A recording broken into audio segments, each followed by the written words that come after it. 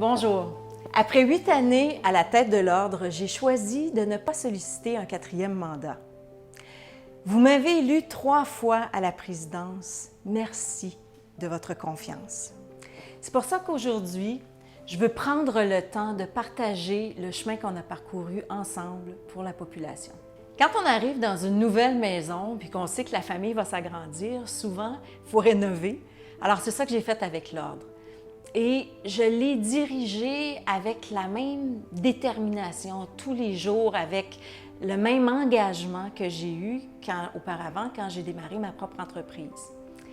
J'ai eu cette opportunité-là à un moment charnière pour l'organisation, quand le conseil d'administration a choisi de me confier aussi la direction générale. Et c'est à ce moment-là que je me suis vraiment dépassée pour aller décrocher le titre d'administratrice agréée. Ensuite, il a fallu que j'apprenne à garder mon sang-froid et que j'apprenne à prioriser,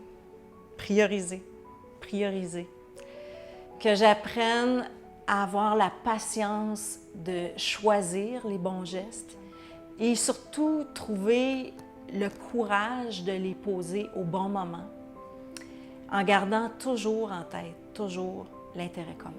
Pour commencer, j'ai mis les finances de l'organisation en ordre.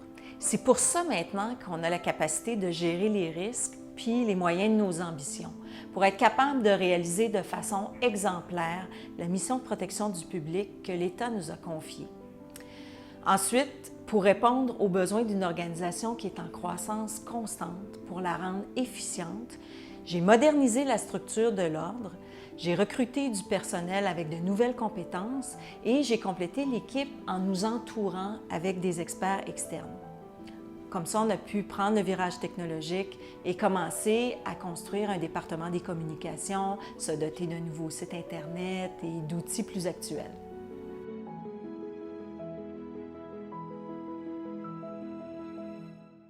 Je sais que vous m'avez élu d'abord comme porte-parole et contrairement à ce qu'on pourrait penser, le leadership, ça s'exerce souvent d'une façon plus discrète. Bon, c'est sûr, il y a les allocutions, les interventions en commission parlementaire, les entrevues, mais ça, vraiment, c'est la pointe de l'iceberg.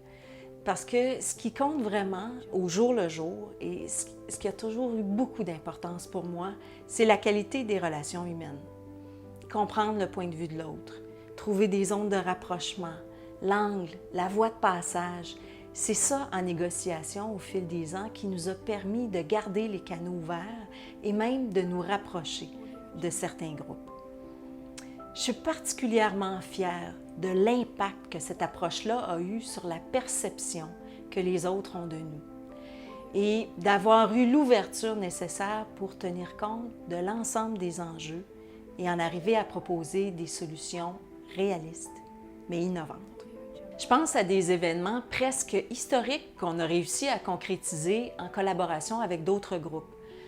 Par exemple, obtenir un consensus sur le guide explicatif d'un projet de loi, se rapprocher des médecins ORL et des audioprothésistes pour réaliser des activités de formation conjointes, réfléchir à la planification de la main-d'œuvre ou développer des modèles d'intervention d'avenir.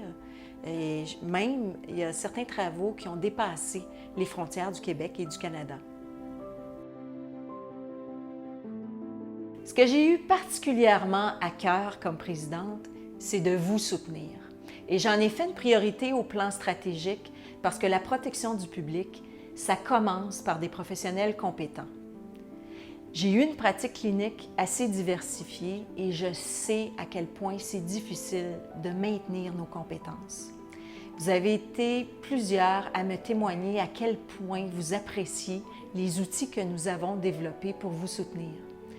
Je pense au code de déontologie modernisé, au programme d'inspection professionnelle en 3 phases, à la formation continue qui est maintenant accessible en ligne dans toutes les régions du Québec, et aux prix et subventions de recherche pour vous encourager à trouver de nouvelles façons d'améliorer la qualité et l'accès aux services.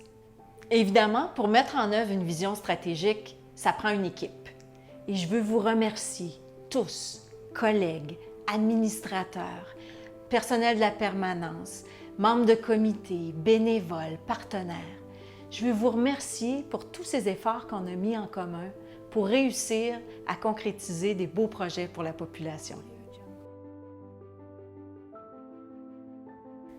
Pendant 8 ans, ça a été vraiment un honneur de représenter notre organisation, malgré le contexte extrêmement changeant et très exigeant.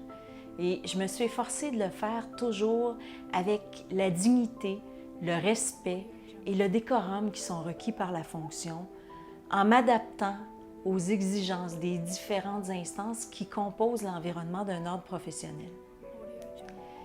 Améliorer la qualité de vie, la santé, le bien-être des gens, c'est ça ma motivation profonde et je le sais que c'est la vôtre aussi.